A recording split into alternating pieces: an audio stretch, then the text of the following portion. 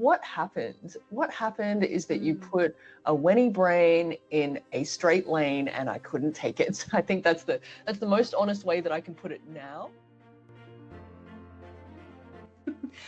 Welcome to the People in Legal podcast. This is the Law and Beyond show, where we talk about everything to do with the legal universe. That is law, technology, compliance and education, and academia. I'm your host, Chantal McNaught. I'm a PhD candidate studying how lawyers can navigate the conflicts between law as a profession and law as a business. I'm also the author of the LinkedIn monthly newsletter, The Fully Automated Luxury Lawyer. And on today's show, we have the lovely and effervescent Wenee Yap. Wenee is a serial entrepreneur, so please bear with me while I read out her bio and introduction. Winnie is the founder of Survive Law, which somehow has gone from, hey, law school is really hard, to becoming Australia's largest online community of law students. Thousands of stressed out future lawyers turn to Survive Law when they're having the inevitable existential crisis about trust and equity at 2 a.m. I know this because just over a decade ago, I was one of them. But that's not all. Winnie also co-founded Catmosphere, Sydney's very first cat cafe. Meow. People who know me know that I am very much a fan of this. Also, recently, Winnie has co-authored the book Riding the Unicorn, the startup guide you will want to read, with Thomas Derricott. It's available for pre-order now and arrives on the 29th of October. You can find it by Googling Riding the Unicorn and Winnie. That's spelt Wenee. I still haven't finished this bio yet though, guys.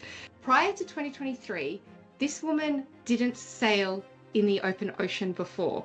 And then after training for just 8 days, yes, that's right, 8 days, not only did Winnie compete in the Sydney to Hobart race, but was on the crew of Law Connect when it broke its dry spell and won the 2023 Cup. This makes Winnie very likely the first Asian Australian woman to win the Sydney to Hobart. And there's something about sports that start with S, because Winnie is also the 2025 Oceanic Sumo champion in the 67 to 74 kilogram division. Are we even surprised at this point? So basically, we have someone who can build a legal empire, serve coffee with cats, win yacht races, dominate sumo rings, and somehow still find to write books about startups to also come on the show. I mean, what even is a work-life balance when you're Wenee Yap?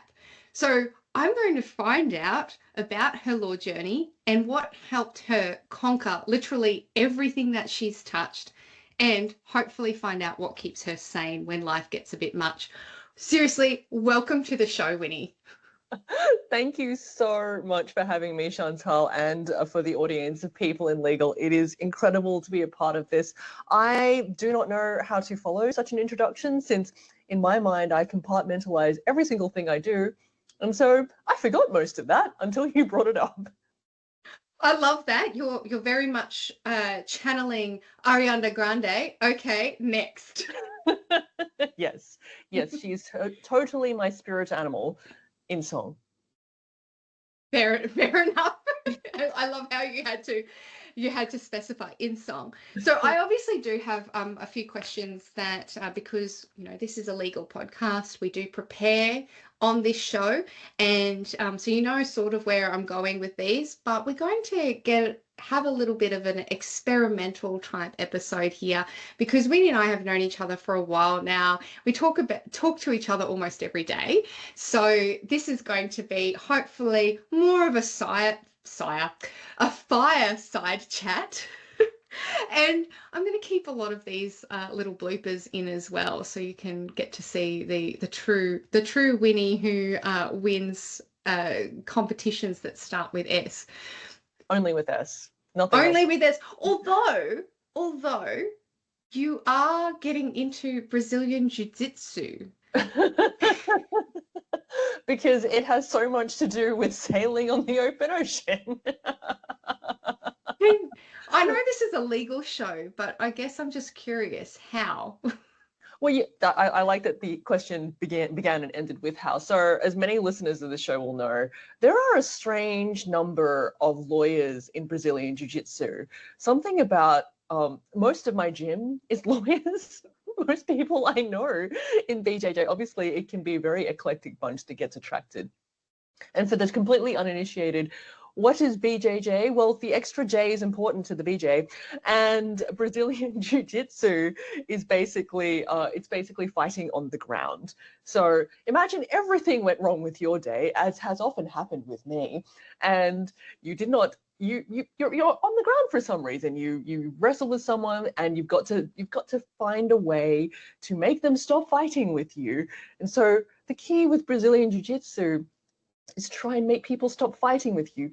This can be very soft ways, such as making them a little bit unconscious through a chokehold, a rear naked choke for the more initiated, or you could break some bones, which I have never done, just to be really, really clear. I have done a few of the other things. I think one of the reasons that Brazilian Jiu-Jitsu appeals to so many lawyers is that, much like law, there must be a significant degree of self-loathing that would attract you to both pursuits, because both are incredibly hard. Obviously, everyone who goes to law school knows this. You went to law school, Chantal, I did. Everyone listening to this probably did to some extent in some way. And it's a grind. Law is exactly, you get in exactly what you put out. You know, what you put in, you get out, the outputs to inputs. Brazilian Jiu-Jitsu is the same. It is actually famously, to get a Taekwondo black belt, theoretically, you could do it in 18 months. My ex-boyfriend did as a child. To get a black belt in Brazilian Jiu-Jitsu, 10 years is pretty normal. It's pretty normal. I've been a white belt forever, probably because I'm very easily distracted. As you heard in Chantal's lovely introduction, I can't seem to focus on one sport. And what it definitely excluded is that I'm bad at a lot of sports. Yes. I think we will move on from the sports stuff, but that was so interesting because just what you said right there around you feel that you've been so bad at sports. I'm also in that camp of not seeing myself as a sports person. I have done quite a lot of sailing and a lot of local stuff on the Gold Coast, and far more than I have, let's be honest. And but anything to do with balls, I'm not coordinated. It's not what you think. I'm just not coordinated enough to do that. So it is so lovely to hear somebody so successful and what seems to be so accomplished be really humble and acknowledge that you're not great at everything, but that doesn't stop you from continuing on. So I think that kind of sets our theme a little bit here, because you've got a lot of your hero origin story, right? And and I guess it's a really tough time that people are experiencing at the moment, and this is a safe place that we can talk about certain stories. I know that there have been times in my own professional career where it goes from going, oh wow, I really love what I'm doing, to having a situation that changes, not necessarily getting along with how the environment has changed, and then having to look inward to myself and thinking about what should I do differently, and then making that decision to move on. There seems to be some interesting pivot points in your life, and I want to find out one of them from way back at the beginning, before Survive Law. Ooh. Yeah, because I think you told me that you had done creative writing. Yes, that's right. Yeah. Yes, that's right. So how did that translate? Did you do that with law while you're Oh, doing yes. law, or Yes. and how has that become part of your, how has it helped you be a better storyteller? Well, thank you. I mean, look, as the venerable archangel of law, Justice Michael Kirby, has said, within every lawyer is a struggling and starving poet. And I decided to do it the other way around because I'm extremely optimistic and overly ambitious. And so I, I started with a creative writing degree in my first year. It's also because I missed out on law by 0.3 of a UAI point. It used to be called UAI before it was called ATAR in Sydney. And in Sydney, that's a very make or break kind of thing. That was definitely all my fault. My UAI estimate, I went to one of those scary selective schools in Sydney where they give you estimates and you are literally ranked in your year. And my estimate was sweet. It was like 99.1. You're in year 11. You're going to be fine. You're a genius of the world. And I'm like, I will take that all on board with no follow-up questions. So I just partied in year 12 and really it reflected in my grade. So in a way, it was intentional, and in a way, it wasn't, because I had intended to do a double degree in creative writing and law. I'd always wanted to be involved in the law. I'd done mock trial in school. I really loved what the law could achieve. But when I was 6 years old, I was in the back of my parents' car. We were going to dinner. And I said, I'm going to be a very successful writer. I mean, a rich writer. That's what I'm going to do. And my stepfather laughed at me, and my mom was like, no, no. Don't discourage her, which is, I think I'm very fortunate to have a mother who dreams. She's a computer scientist who did handwriting recognition technology in uni back in the 80s. And I think that's very much why I've ended up in tech. But to answer your question as indirectly as possible, Chantal, I was a creative writer. I did the excellent creative writing program at UTS. It's where I met my husband, Thomas Derricott, because he is also a writer, and we had big dreams, and we both wanted to write a book together, which is what Writing the Unicorn is. Really that kind of labor of love about the thing that we love, which is getting people the tools they need to be great at making their big ideas real. And we interviewed people who had done it, basically 20 people who have absolutely made it. You know, one woman had $3 billion exit, Tim Fung from Airtasker, he's in LA right now, scaling across the country. And we knew these people because of that world. But back to your very beginning point. So you're a creative writer. How does that have anything to do with the law? And I'm going to be super honest with you right now, because I think this is a safe space for vulnerability, right? I was in the end of my first subject in my first semester, and I loved it. I loved creative writing. And the teacher, who was so supportive, she was extremely Mother Earth, and she said, Winnie, you must trust your voice, but also everyone here needs to be really aware that no one makes money from writing in this country. And I went home, panicked, because that is my modus operandi, and did a bit of digging on graduate employment rates. Creative writing was 60%, law was 95%.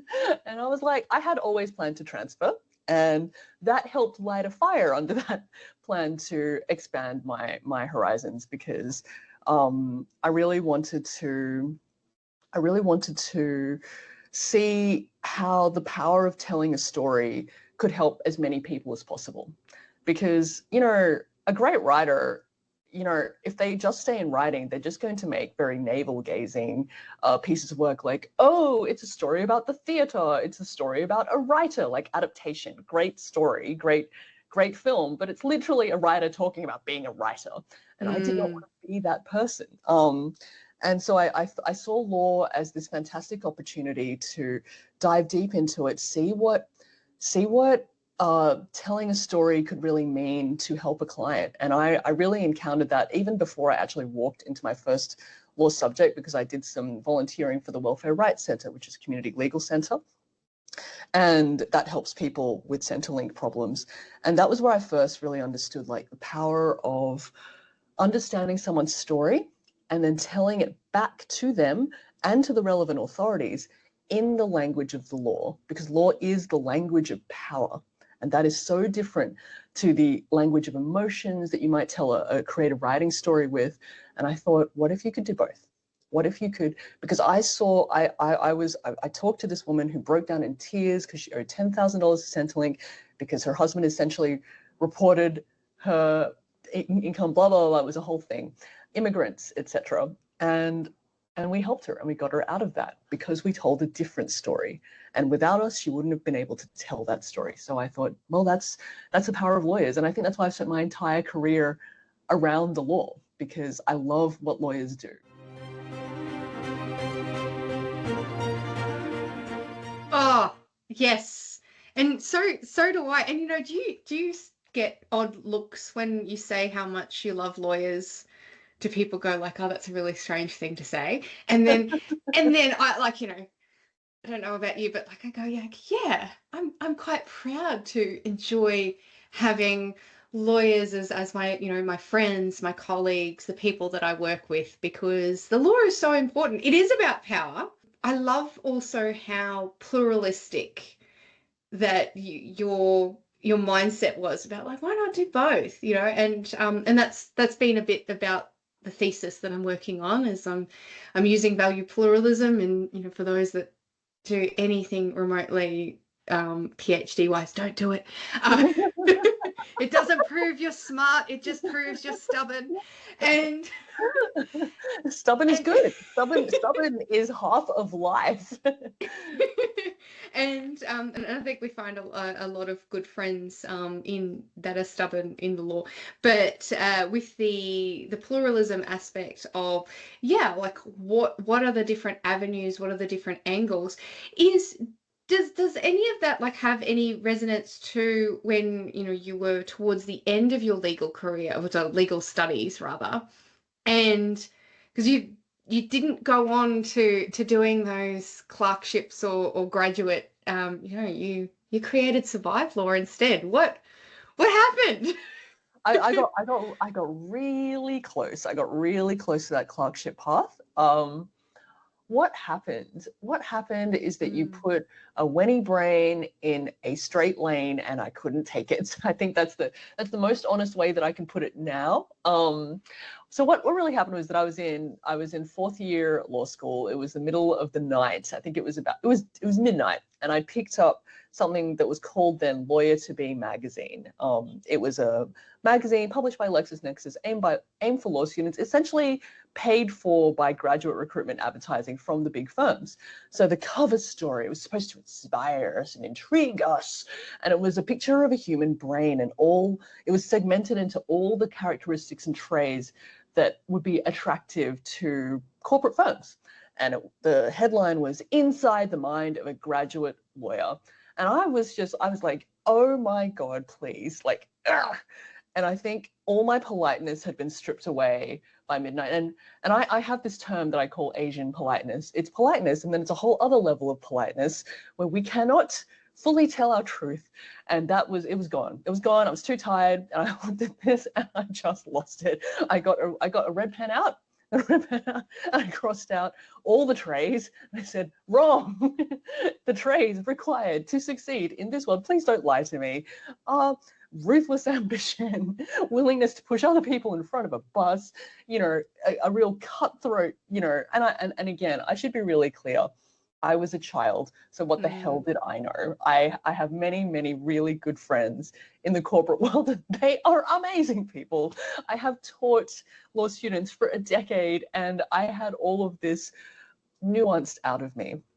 But right at that pointy end, the other thing that had happened at that point in my life and in the life of Sydney University, Sydney law students, so there were four law schools that were surveyed for a piece of research by the Brain and Mind Research Institute and the Black Dog Institute. And surprise, surprise, turns out that the law students were not all right. The kids were not all right. They were suffering mental anguish, distress, and suicide. 40% of the law students were going through that. And I think 10 to 20% were actively suicidal. And I'd felt that too. I'd really felt that sort of pointy end of things, which I'd not felt, even though I went to fancy pants, very intense, they'll rank you publicly selective school. I didn't feel suicidal then, but I did in law school. And to get really vulnerable, yeah, here with you, Chantal, that was it. I did actually have a clerkship interview. It wasn't one that I applied for. We used to have something called the Sydney Law Careers Fair, and students went around. They were there for the merch, whatever. Things don't change in any conference. We all want free stuff. And for me, I made a beeline for putt putt because there was a little putt putt set up for a good mid-tier firm. I got a hole-in-one, didn't know the ramifications of getting a hole-in-one. I just wanted to play. They were like, congratulations, you've got an interview. And I don't want that. But now I've got to do it. I went through the process. I obviously still prepared well, and I had good grades. And I didn't want to turn down a good opportunity.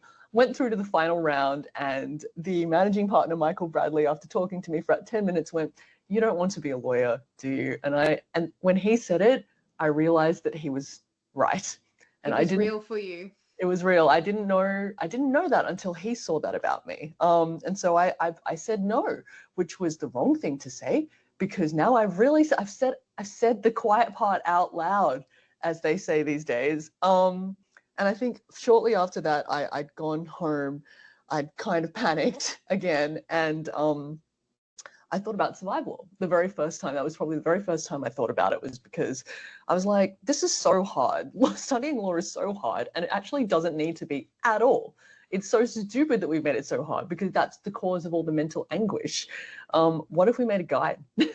Like a simple, relatable, fun guide, not like and now we've got a book and we've got a rubric and we've drawn some diagram. Like, don't need any diagrams. I'm so sorry. You don't need any diagrams. You don't need any diagrams is what I would rather say. You don't need any diagrams, because basically it ended up being a 10-part guide. The first section was about the practicalities of writing case notes, essays, mock trials, mooting, etc.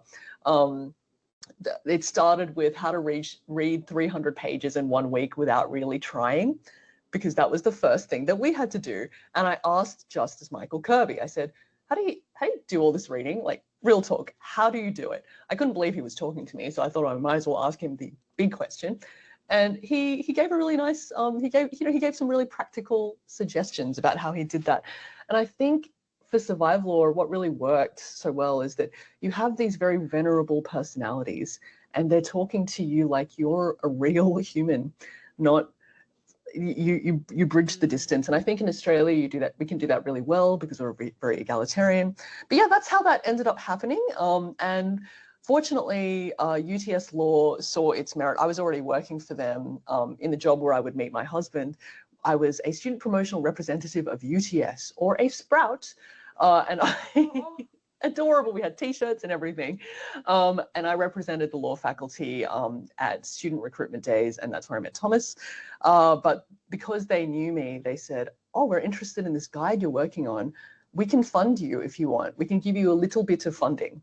So they gave me $4,000, and I didn't know that I probably should have asked for much more.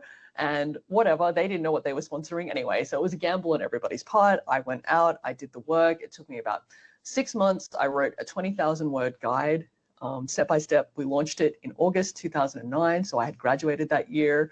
And then we slowly sort of worked with all the law student societies across the country, which is how it ended up in your hot little hands, in a totally different state, in a totally different place, because Chantal went to Bond University, and it did exactly what I dreamed it would do, which is that it was actually designed to be a warm hug to make people feel like they could do it.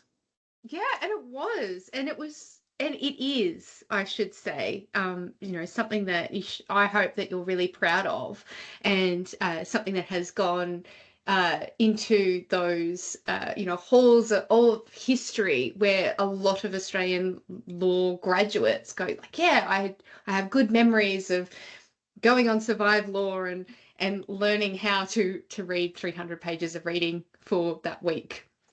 So, but I find it really fascinating. I'm not sure if you've noticed this, but when you were saying about your story of seeing, not just seeing, but you came across a challenge in your life where you realize, oh, this is what I really want to do. And then talking to somebody and then being able to story tell that.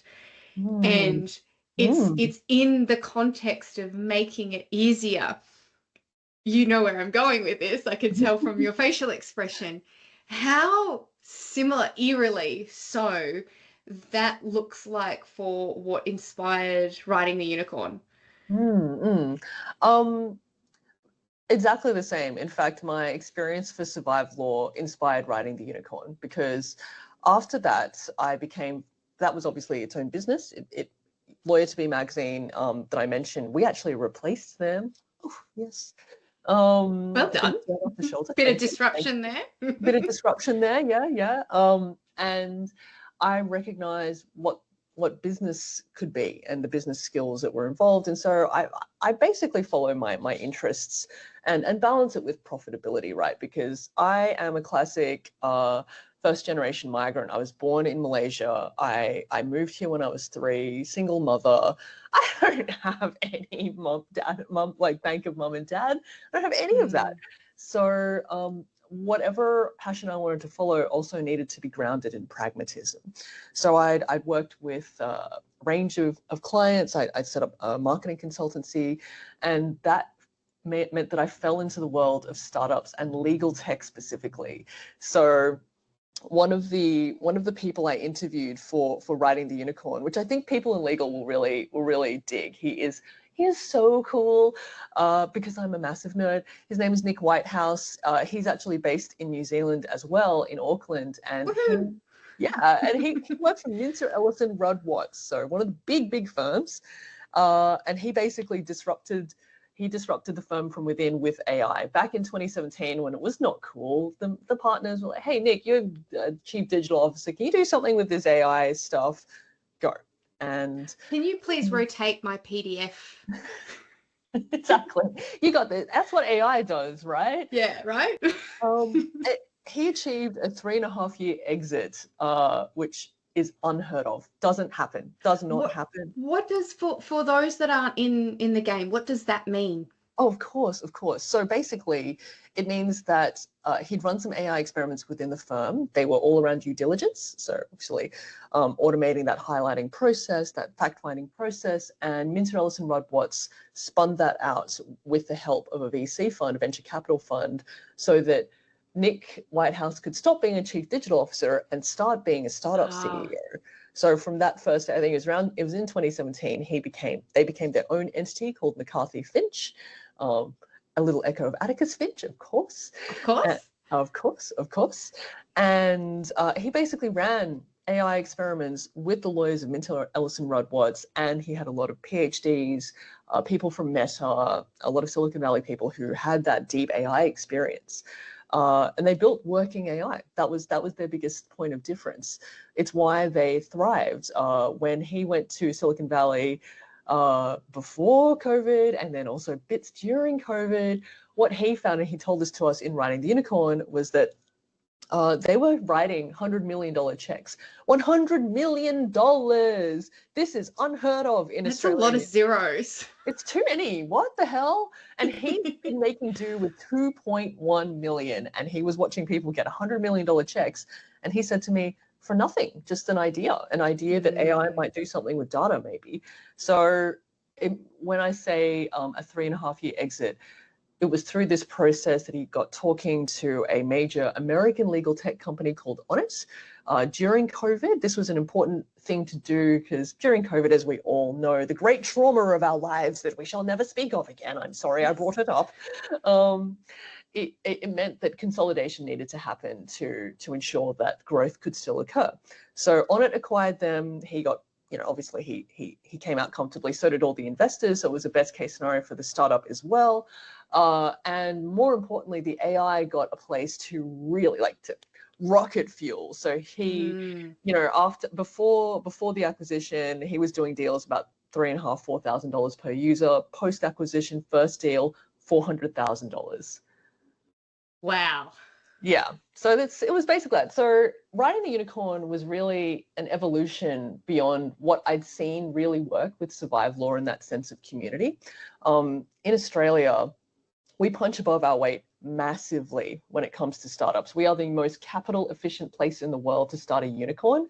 That means for bang to buck, like for dollars invested into a business, you are more likely to find a unicorn in Australia than anywhere else. Because I'm going to say this for courtesy of our New Zealand listeners that, once again, we have an Aussie taking credit for a New Zealand. I'm sorry. After all, I couldn't not.